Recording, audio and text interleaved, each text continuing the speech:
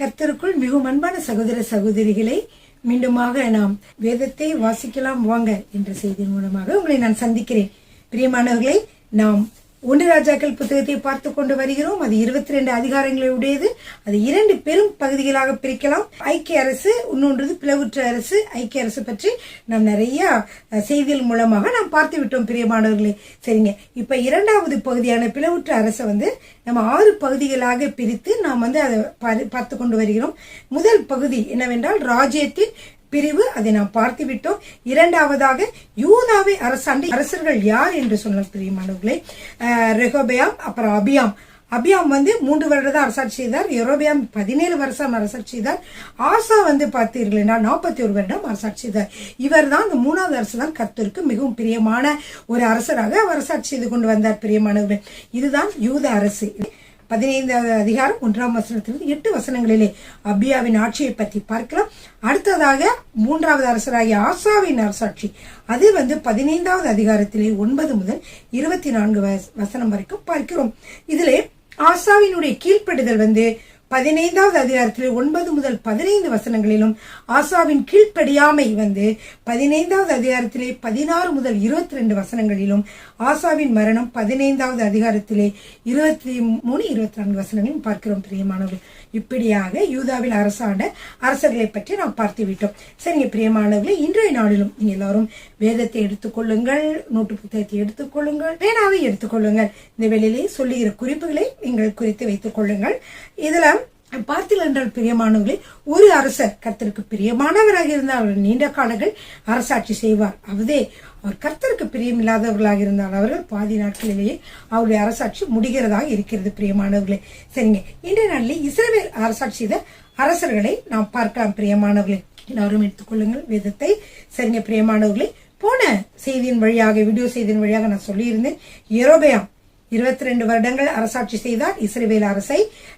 Nadab 2 வருடம் அரசாட்சி செய்தார் என்று சொன்னேன். அந்த இஸ்ரவேல் அரசை நாதாப் அரசாட்சி செய்து கொண்டிருக்கும் பொழுது பாஷா நாதாபையும் அவருடைய குடும்பங்களை எல்லாவரையும் வெட்டி போட்டுவிட்டு அவர் பாஷா அரசாட்சிக்கு வந்தார் என்று சொல்லி பார்க்கிறோம். இந்த பாஷா 24 வருடங்கள் அரசாட்சி செய்து வந்தார். இவரையும் கர்த்தர் பார்த்தார். இவர் கர்த்தருக்குள்ள காரியங்களை செய்வார் என்று சொல்லி. ஆனால் அவரும் செய்யாமல் மக்களை இன்னும் கர்த்தரை விட்டு வழி விலகி போகவே பண்ணுகிறவராகவே அரசாட்சி செய்து கொண்டு வந்தார். எனவே கர்த்தர் அவருடைய அரசாட்சிக்கும் ஒரு முற்றுப்புள்ளி வைக்கப்பட்டது. பிரியமானவர்களே, இந்த 3வது அரசராகிய பாஷா அரசாட்சி செய்து கொண்டு வருகிற பொழுது கர்த்தர் அவர் கர்த்தருக்கு விரோதமான காரியங்களை செய்தபடியா கர்த்தர் அவருக்கு விரோதமாக தீர்க்கதரிசியின் மூலமாக பேசுகிறார். என்ன சொல்கிறார் என்று 16வது அதிகாரம் 2வது வசனத்திலே பார்க்கலாம். நான் உன்னை தோளிலிருந்து உயர்த்தி உன்னை என் ஜனமாகி இஸ்ரவேல் மேல் தலைவனாக வைத்திருக்கையில் நீ யெரொபெயாமின் வழியிலே நடந்து என் ஜனமாகி இஸ்ரவேல் தங்கள் பாவங்களால் எனக்கு கோபம் உண்டாக்கும்படி அவர்களை பாவம் செய்ய பண்ணுகிறபடியினால் இதோ நான் பாஷாவின் பின்னடியாரையும் அவன் வீட்டாரின் பின்னடியாரையும் அழித்து போட்டு உன் வீட்டை நேபாத்தின் குமாரனாகிய யெரொபெயாமின் வீட்டை போல ஆக்குவேன். முதல்ல அப்படித்தானே பாஷா அவங்க எல்லாத்தையும் கொண்டு இது பண்ணார். அதே மாதிரி பாஷாவும் கர்த்தருக்கு பிரியமில்லாமல் நடக்கிறபடியா அவனுடைய குடும்பமும் அழிக்கப்படுகிறதை பார்க்கிறோம் பிரியமானவர்களே. சரிங்க, இது 6வது வசனத்திலே பார்க்கலாம். பாஷா தன் பிதாக்களுடைய நித்திரையடைந்து திர்சாவில் அடக்கம் பண்ணப்பட்டான். அவன் குமாரனாகிய ஏலா அவன் ஸ்தானத்திலே ராஜாவான பிரியமானவர்களே. தீர்க்க தரிசனம் சொல்லப்பட்டது. இந்த தீர்க்க தரிசனம் சொல்லப்பட்ட உடனேயே அது நடைபெறாது. கொஞ்ச நாள் கழிச்சு அவனுடைய மகன், இப்ப பாஷா காலத்துல சொல்லப்பட்டால் அவன் மகன் அதுக்கடுத்த காலங்களிலே அது நிறைவேறுகிறதா இருக்கிறது. இப்ப பாருங்க, பாஷாவுடைய மகன் பேர் என்ன? ஏலா. இவன் என்ன செய்கிறான் என்றால், ஏலா அவன் 6வது வசனத்துல வாசிக்கலாம். 16வது அதிகாரம் 6வது வசனம். பாஷா தன் பிதாக்களோட நித்திரையடைந்து திர்சாவில் அடக்கம் பண்ணப்பட்டான். அவன் குமாரனாகிய ஏலா அவன் ஸ்தானத்தில் ராஜாவானான் அப்படின்னு சொல்லி பார்க்கிறோம். 7வது வசனத்துல ஏன்னு சொல்லி பார்ப்போம். பாஷா தன் கைகளின் செய்கையால் கர்த்தருக்கு கோபம் உண்டாக்கி அவர் பார்வைக்கு செய்த எல்லா பொல்லாப்பின் நிமித்தமும் அவன் யெரொபெயாமின் வீட்டாரை வெட்டி போட்டது நிமித்தமும் இவர்களைப் போல ஆவான் என்று அவனுக்கும் அவன் வீட்டுக்கு விரோதமாக ஆனானின் குமாரனாகிய யெகூ என்னும் தீர்க்கதரிசினால் கர்த்தருடைய வார்த்தை பின்னும் உண்டாயிற்று.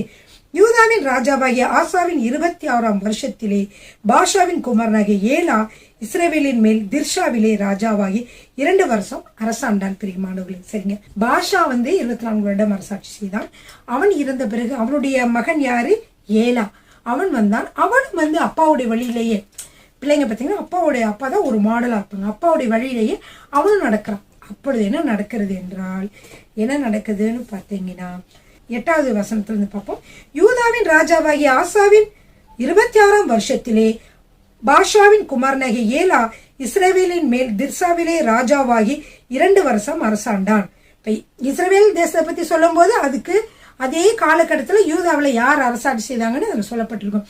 அப்போ பாஷாவுடைய மகன் ஏலா 4வது அரசனாக இஸ்ரவேல் தேசத்திலே வருகிற பொழுது யூதாவிலே என்ன நடக்கிறது என்றால், யூதாவிலே ஆஷா அரசாட்சி செய்கிறார். அவர் 41 வருடங்களை அரசாட்சி செய்து வந்தார். அவருடைய 26வது வருட அரசாட்சியிலே தான், அதுக்கு இணையான வருஷத்துல தான் பாத்தீங்கன்னா என்ன நடக்கிறது என்றால், இந்த ஏலா அரசராகி 2 வருடம் அரசாட்சி செய்கிறார். 2 வருஷம் அரசாட்சி செய்ததுக்கு அப்புறம் என்ன நடக்கிறது என்றால், சிம்ரி என்றவன் அரசராக மாறுகிறான். அவன் எப்படி அரசராக மாறுகிறான் என்று சொல்லி 9வது வசனம் 10வது வசனம் வாசிக்கலாம். 1 ராஜாக்கள் புத்தகம் 16வது அதிகாரம் 9-10 வசனங்கள். இரதங்களில் பாதி பங்குக்கு தலைவனாகி சிம்ரி என்னும் அவன் ஊழியக்காரன் அவனுக்கு விரோதமாக, இங்க அவனுக்கு என்றால் ஏலாவுக்கு விரோதமாக கட்டுப்பாடு பண்ணி அவன் திர்சாவிலே அவ்விடத்து அரண்மனை உக்கரக்காரனாகிய அர்ஷாவின் வீட்டிலே குடித்து வெறுத்து கொண்டிருக்கையில் சிம்ரி உள்ளே புகுந்து யூதாவின் ராஜாவாகிய ஆஷாவின் 27ஆம் வருஷம் நடந்து கொண்டிருந்த பொழுது அவனை வெட்டி கொன்று போட்டீங்க. அவனேனா நீங்க தப்பா ஆசான்னு நினைக்காதீங்க. அவன் ஆசா 27ஆம் வருஷம் அரசாட்சி செய்து கொண்டிருந்த பொழுது இங்கே இஸ்ரவேல் தேசத்திலே அரசாட்சி செய்து கொண்டிருந்த ஏலா என்ற மன்னனை வெட்டி கொன்று போட்டு அவன் ஸ்தானத்திலே சிம்ரி ராஜாவானான். அவன் ராஜாவாகி சிங்காசனத்தின் மேல் உட்கார்ந்த பொழுது அவன் பாசாவின் வீட்டாரை எல்லாம் வெட்டி போட்டான். அவன் இனத்தாரையிலும் அவன் சிநேகிதரையிலும் சுவரில் நீர்விடும் ஒரு நாயாகிலும் அவன் உயிரோடே வைக்கவில்லை.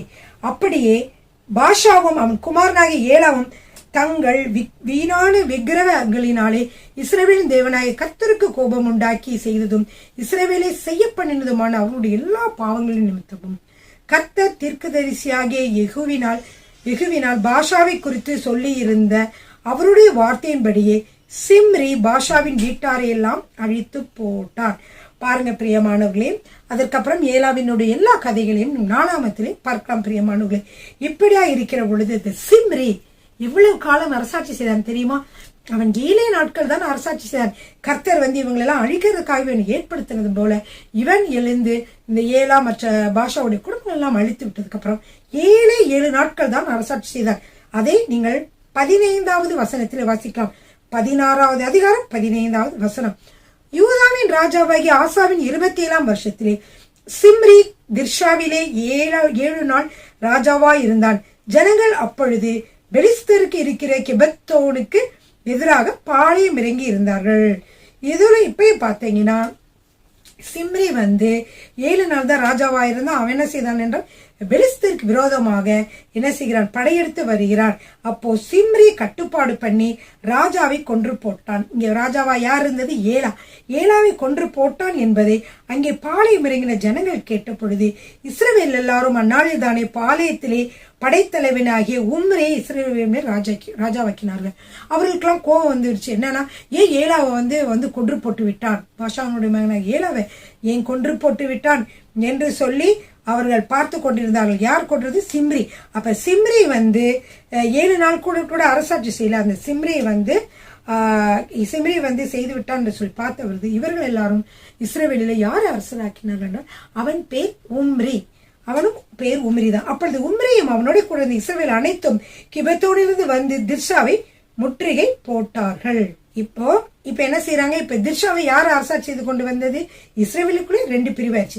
இப்ப திர்ஷாவை ஏலாவை கொன்று விட்டு, கரெக்டா, ஏலாவை கொன்று விட்டு சிம்ரி அங்க அரசாட்சிக்கு வந்தான்.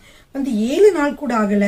உம்ரி ராஜாவாக ஆக்கிவிட்டு அவர்கள் எல்லாரும் சேர்ந்து அந்த திர்ஷா தான் தலைநகரம் என்று நினைக்கிறேன், அங்க என்ன செய்யற எல்லாரும் போருக்கு வருகிறார்கள்.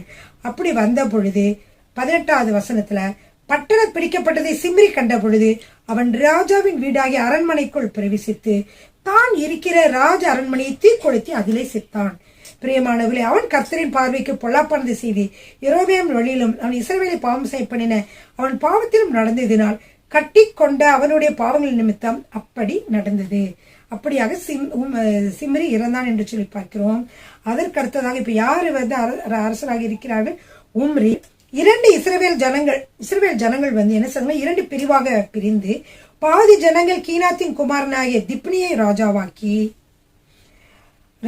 அவனை பின்பற்றினார்கள், பாதி ஜனங்கள் உம்ரியை பின்பற்றினார்கள். இப்படியாக 2 பிரிவுகளாக இந்த இடத்துல நம்ம பிரிக்கிறத பார்க்கிறோம் பிரியமானவர்களே.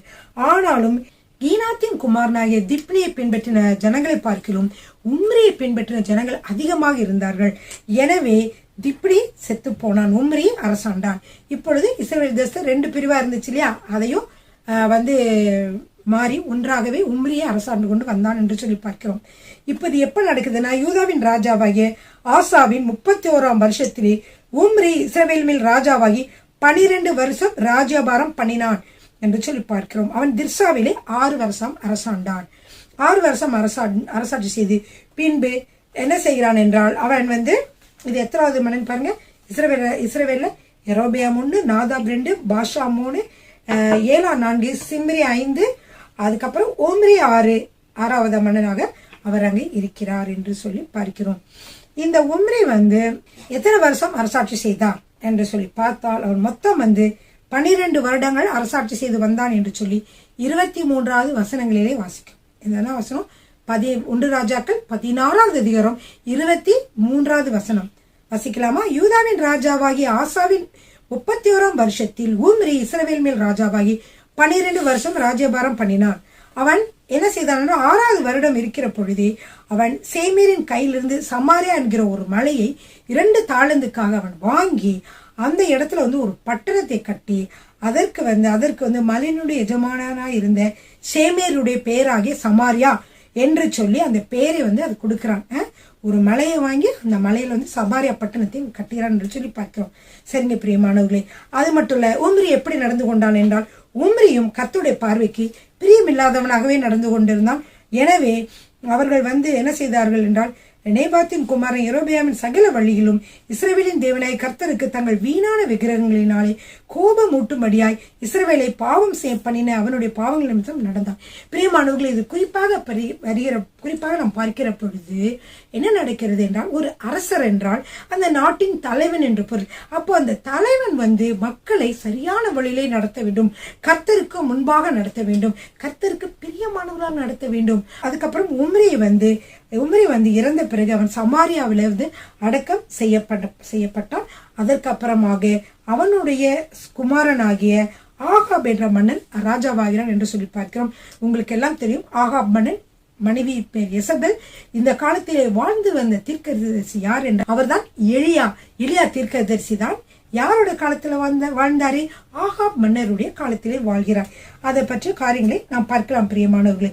சரிங்க, இவர் வந்து இந்த ஆகாபை பற்றி பார்க்கிற பொழுது, இந்த ஆகாப் யாரை திருமணம் செய்து கொண்டு வந்தார் பார்க்கிற பொழுது 1 ராஜாக்கள் 16வது அதிகாரம் 31வது வசனத்திலே வாசிக்கலாம் பிரியமானவர்களே.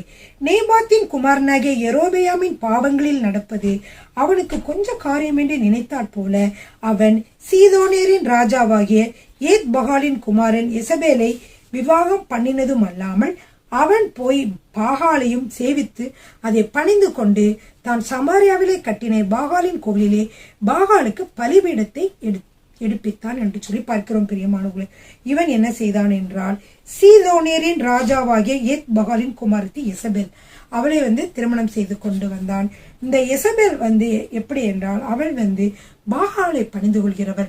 அது மட்டுமல்ல, மன்னர் திருமணம் செய்து கொண்டு வந்ததுக்கு அப்புறமாக அவர் பாகாலுக்காக வந்து பலிபீடங்கள் எல்லாம் கட்டினார் என்று சொல்லி பார்க்கிறோம் பிரியமானவர்களே. இந்த பாகால் என்ற அந்த விக்கிரகத்தில், இந்த கோயிலிலே பிரியமானவர்களை பலியிடுவார்கள், அவர்கள் குழந்தைகளை பலியிடுவார்கள், பல காரியங்களை பலியிட்டு கர்த்தருக்கு என்ன செய்கிறார்கள்? கோபம் ஊட்டுகிறவராக இருப்பார்கள் பிரியமானவர்களே. அப்படியாகவே அது மட்டுமல்ல, ஆகாப் வந்து ஒரு விக்கிரக தோப்பையே செய்தானா, பெரிய தோப்பை செய்து இஸ்ரவேலின் தேவனாய கர்த்தருக்கு கோபம் உண்டாக்கும்படி தனக்கு முன்னிருந்த ராஜாக்கள் செய்ததை பார்க்கிலும் மிகவும் அதிகமாக செய்தார் என்று சொல்லி ஒவ்வொரு ராஜாக்களும் அடுத்தடுத்த ராஜாக்களை இந்த வந்த ராஜாவோட இவங்க ரொம்ப மோசமாக நடப்பாங்க. அதுக்கப்புறம் இப்படியாக கர்த்தருக்கு பிரியமில்லாத காரியத்தை இவர்கள் செய்து கொண்டு வந்தார்கள் என்று சொல்லி பார்க்கிறோம் பிரியமானவர்களே. அதுக்கப்புறம் பார்த்தீங்கன்னா அந்த 16வது அதிகாரம் 1 ராஜாக்கள் புத்தகத்திலே 16வது அதிகாரம் 34வது வசனத்தில் ஒரு தீர்க்க தரிசனம் நிறைவேறுகிறது. அவன் நாட்களிலே பெத்தேல் ஊரானாகிய ஈயேல் எரிகோவை கட்டினான். கர்த்தர் நூனின் குமாரனாகிய யோசுவாவை கொண்டு சொல்லியிருந்த வார்த்தையின்படியே அவன் அதன் அஸ்திபாரத்தை போடுகிற பொழுது அபிராம் எனும் தன் மூத்த குமாரனையும் அதன் வாசல்களில் வைக்கிற பொழுது செகுப் எனும் தன் இளைய குமாரனையும் சாக கொடுத்தான். அதாவது அந்த காலத்துல பாத்தீங்கன்னா எரிகோ விழுந்து போனது உங்களுக்கு தெரியும். எல்லாரும் 7 நாட்கள் சுத்தி அவர்கள் சுத்துகிற பொழுது 7வது நாள் 7 தடவை சுத்தின பொழுது எல்லாரும் ஆர்ப்பரித்தார்கள். அப்படி என்ன செய்தது, அந்த எரிகோ கோட்டையானது விழுந்தது என்று சொல்லி பார்க்கிறோம். அப்ப ஆண்டவர் சொன்னாரு, யோசுவா சொன்னாரு, இந்த எரிகோ கோட்டை யாருமே என்ன செய்யக்கூடாது, எடுப்பிக்க கூடாது. இப்படி எடுப்பித்து கட்டுகிறனுடைய முதல் குழந்தையும் 2வது குழந்தையும் மறுத்து விடுவார்கள் என்று சொல்லி இருந்தான். அது எப்பயோ நடந்து சொன்னதுதானே, அத்தனை வருடங்களுக்கு முன்பு சொன்ன காரியங்கள் இன்றைக்கு அது நிறைவேறுகிறதா பார்க்கிறோம். ஆகாபோட காலத்துல நிறைவேறுகிறது. ஏனென்றால் ஆகாப் நாட்களில் பெத்தேல் ஊரானாகி ஈயேல் என்பவன் என்ன செய்தான், எரிகோவை கட்டினான்.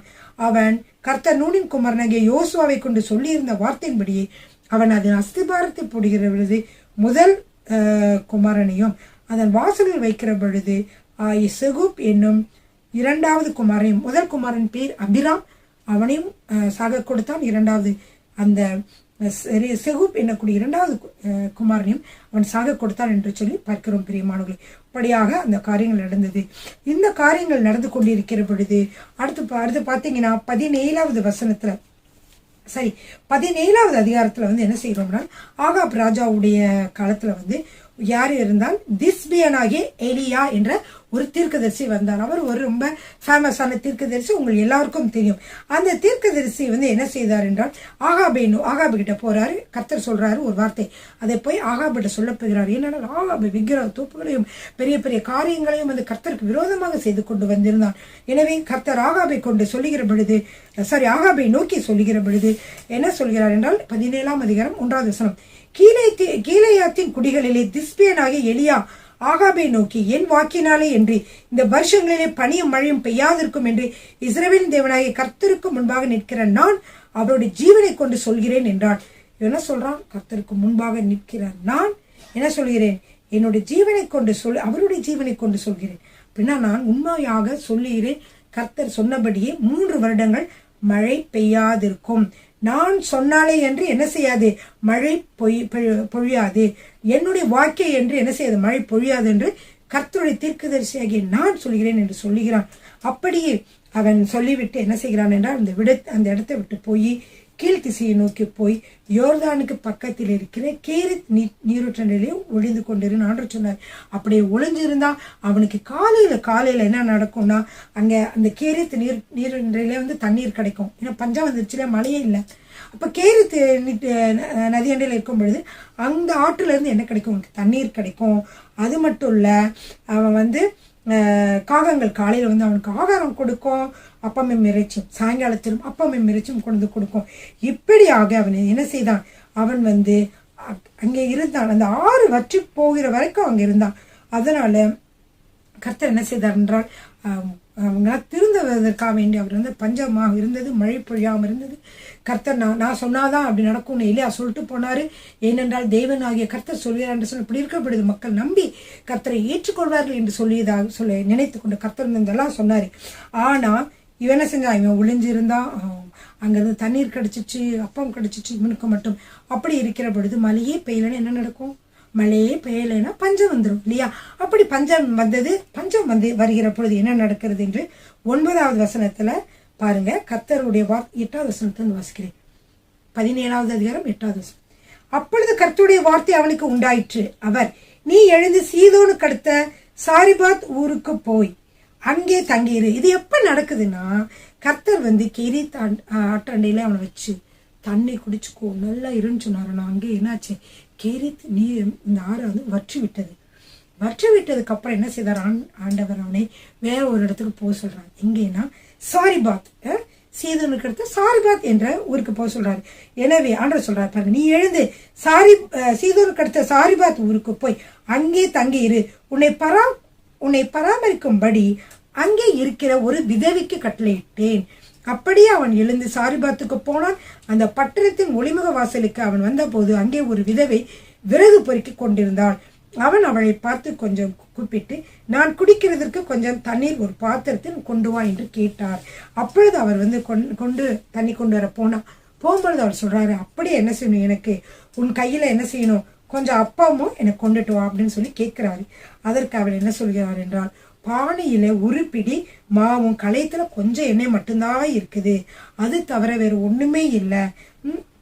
அப்படி இருக்கிற பொழுது நானும் என்ன குமாரன் அந்த கடைசி இது அடையை சாப்பிட்டுட்டு நாங்கள் சாகலான்னு சொல்லி தான் நாங்கள் நினைச்சிட்டு இருக்கோம். அப்படியாக எல்லாமே முடிஞ்சிருச்சு என்று அதுக்காக தான் நான் விறகு கொடுக்க வந்தேன் என்று சொல்லி அவர் சொல்றான். சொல்லுகிற பொழுது எலியா சொல்றார், பயப்படாதே, நீ போய் உன் வார்த்தையின்படி ஆயத்தப்படுத்து. ஆனாலும் முதலில் அதில் எனக்கு ஒரு சிறிய அடையை பண்ணி என்னிடத்தில் கொண்டு வா, பின்பு உனக்கும் உன் குமாரனுக்கும் பண்ணலாம்னு சொல்றாரு. அப்படியே அவ போய் என்ன செய்தாரு, மாவளை எடுத்து ஒரு அடை செய்து சிறிதாக ஒரு அடையை செய்து இவனுக்கு கொண்டு வருகிறார்.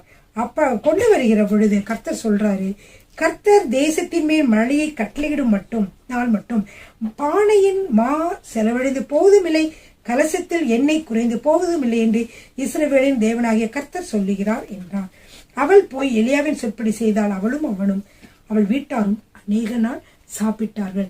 பயப்படாதே, இஸ்ரவேலின் கர்த்தர் என்ன சொல்கிறார் என்றால் 17:14, கர்த்தர் தேசத்தின் மேல் மழையை கட்டளையிடும் மட்டும் பானையின் மா செலவழிந்து போவதும் இல்லை, கலசத்தில் எண்ணெய் குறைந்து போவதும் இல்லை என்று சொன்னார். பிரியமானவர்களே, அதன்படியே அவர்களுக்கு குறைந்து போகவே இல்லை.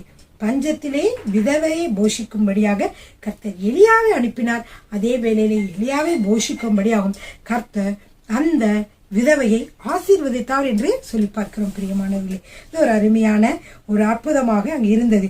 இப்படியாக நடந்தது மட்டுமல்ல, 17வது வசனத்துல பாருங்க, இவைகள் நடந்த பிறகு வீட்டுக்காரே அந்த ஸ்திரீயின் மகன் வியாதியில் விழுந்தான். அவனுடைய சுவாசம் போக மட்டும் அவனுடைய வியாதி அதிகரித்து கொண்டே போனது. அவனுடைய சுவாசம் போக மட்டும் சாகுற வரைக்கும் அப்படி கொஞ்சம் கொஞ்சமா காய்ச்சல் கூடிக்கிட்டே போச்சு. அப்பொழுது அந்த பெண் சொல்றா 18வது வசனத்துல, அப்பொழுது அவள் எலியாவை நோக்கி, தேவனுடைய மனுஷனே, எனக்கும் உமக்கும் என்ன?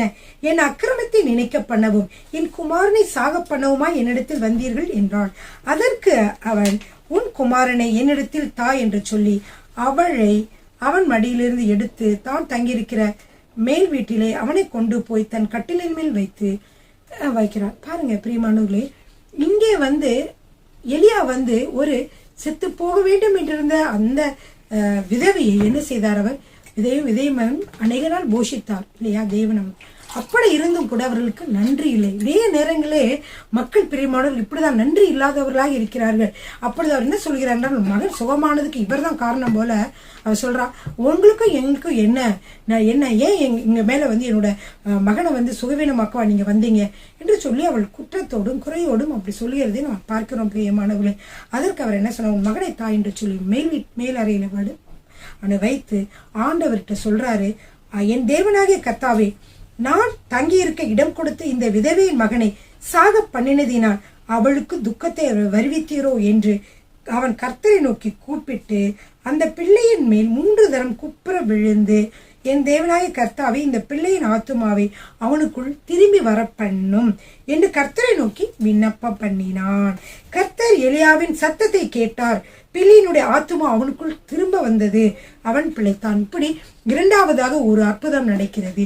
இறந்த அந்த வாலிபனை எலியா என்ன செய்கிறார், திரும்பவுமாக உயிர்ப்பிக்கிறவராக இருக்கிறார். பிரியமானவர்களே, எவ்வளவு அருமையான ஒரு அற்புதம் பார்த்தீர்களா? அப்படியாகவே இந்த 23வது வசனத்துல வாசிக்கிற பொழுது, அவனை தன் தாயினிடத்தில் கொடுத்து, பார், உன் பிள்ளை உயிரோடு இருக்க என்று சொன்னார். அப்பொழுது அந்த ஸ்திரீ எலியாவை நோக்கி, நீ தேவனுடைய மனுஷன் என்றும் உம்முடைய வாயிலிருந்து பிறக்கும் கர்த்தருடைய வார்த்தை உண்மை என்றும் இதனாலே இப்பொழுது அறிந்திருக்கிறேன் என்றாள். முதல்ல ஒரு அற்புதம் நடந்தது, அப்ப கூட அவளுக்கு சந்தேகம். ஆனால் இரண்டாவதாக அற்புதம் நடந்த பொழுதுதான் என்ன செய்தான், முழுவதுமாக நான் நம்புகிறேன் உன்னை, நீ தேவனுடைய மனுஷன் தான் என்று சொல்லியதை நம்ம பார்க்கிறோம். பிரியமானவர்களே, அது இன்னும் அதிகமான அற்புதங்கள் நடக்க போகிறது. பிரியமானவர்களே, ஏனென்றால் உங்களுக்கு இந்த பாடல் தெரியும். அந்த ஒரு பாடலை உங்களுக்கு நான் பாட விரும்புகிறேன். பழைய பாடல் தான், மிகவும் அருமையான பாடல். பஞ்சத்திலே ஏலியாவுக்கு அப்பம் கொடுத்தார், பஞ்சமின்றி ஏலியாவை ஆசீர்வதித்தார். பஞ்சத்திலே ஏலியாவுக்கு அப்பம் கொடுத்தார், பஞ்சமின்றி ஏலியாவை ஆசீர்வதித்தார். பஞ்சம் தீரும் வரை அந்த விதவை வீட்டில் பானையிலே எண்ணெய் மாவும் கூரையவில்லை. பஞ்சம் தீரும் வரை அந்த விதவை வீட்டில் பானையிலே எண்ணெய் மாவும் கூரையவில்லை. எனக்காய் யாவற்றையும் செய்பவரே, எனக்கினி பயம் இல்லை உலகினிலே. எனக்காக யாவற்றையும் செய்ததினால் நான் ரட்சிப்பின் பாத்திரம் ஏந்தி தொழுதிடுவேன். எனக்காக யாவற்றையும் செய்ததினால் நான் ரட்சிப்பின் பாத்திரம் ஏந்தி தொழுதிடுவேன். அப்படியாக தேவன் பிரியமானவர்களே நமக்காக யாவற்றையும் செய்கிற தேவனாக இருக்கிறார். பிரியமானவர்களே, எலியா என்ற கர்த்தருடைய தீர்க்கதரிசிக்காக கர்த்தர் எவ்வளவு காரியங்களை செய்தார். பஞ்சத்திலே அவருக்கு அப்பம் கொடுத்து ஆசீர்வதித்தார். பஞ்சம் வர்றதுக்கு முன்னாடி பாத்தீங்கன்னா, அந்த மழை இல்லாத காலத்திலே அந்த தண்ணீர் கேரித்து நதியண்டையில தண்ணீர் வற்றுகிற வரைக்கும் அவருக்கு அங்கே ஆகாரத்தை கொடுத்து பாதுகாத்தார். பிரியமானவர்களே, இப்பொழுதும் கூட கர்த்தர் உங்களோடு பேசிக்கொண்டு இருக்கிறார். நீங்களும் குறைவுற்றவர்களாக இருக்கிறீர்களா? பல காரியங்களிலும் குறைவுற்றவர்களாக இருக்கிறீர்களா? பிரியமானவர்களே, உங்களிடம்தான் ஆசீர்வாதம் இருக்கிறது. கர்த்தரோடு நீங்கள் பேசுங்கள், கர்த்தரோடு உறவாடுங்கள், கர்த்தரிடம் உங்களுடைய ஜெப விண்ணப்பங்களை கேளுங்கள். கர்த்தர் உங்கள் குறைவுகளை அனைத்தையும் மாற்றுகிறவராக இருக்கிறார். தேவன் உங்களுக்காக நன்மையான காரியங்களை உங்களுடைய வாழ்க்கையிலே அவர் செய்கிறவராக இருக்கிறார். பிரியமானவர்கள், குறைவுகளை மாற்றுகிற தேவன். உலகமே பஞ்சமாக இருந்தாலும் அங்கே அந்த சாரிபாத் விதவையை போஷித்தது போல, சாரிபாத் விதவையை கொண்டு எலியாவையும் போஷித்தது போல, பிரியமானவர்களே, உங்களையும் கர்த்தர் உங்களுடைய குறைவுகளின் மத்தியிலும் உங்களை நிறைவாக நடத்துகிற தேவனாக இருக்கிறார். நீங்கள் அவர் மீது விசுவாசம் கொள்ளுங்கள். அது மட்டுமல்ல, நீங்கள் அவரிடம் எப்பொழுதும் ஜெபிக்கிறவர்களாக உங்களுடைய ஜெப நேரத்தை கூட்டுங்கள். அவரோடு பாடல்களை பாடி நீங்கள் மகிழுங்கள். அது மட்டுமல்ல, அவரை துதித்து அவருக்கு என்ன சொல்வாங்க, ஸ்தோத்திர பலிகளை அவருக்காக நீங்கள் செலுத்தி மகிழ்ச்சியோடு இருங்கள். கர்த்தர் உங்கள் எல்லா குறைவுகளையும் மாற்றுவார். உங்கள் விண்ணப்பத்தை கேட்பார். பிரியமானவரே, ஹல்லேலூயா. கர்த்தர் உங்களை ஆசீர்வதிப்பாராக. ஹல்லேலூயா. ஆமென். கர்த்தர் உங்களை ஆசீர்வதிப்பாராக.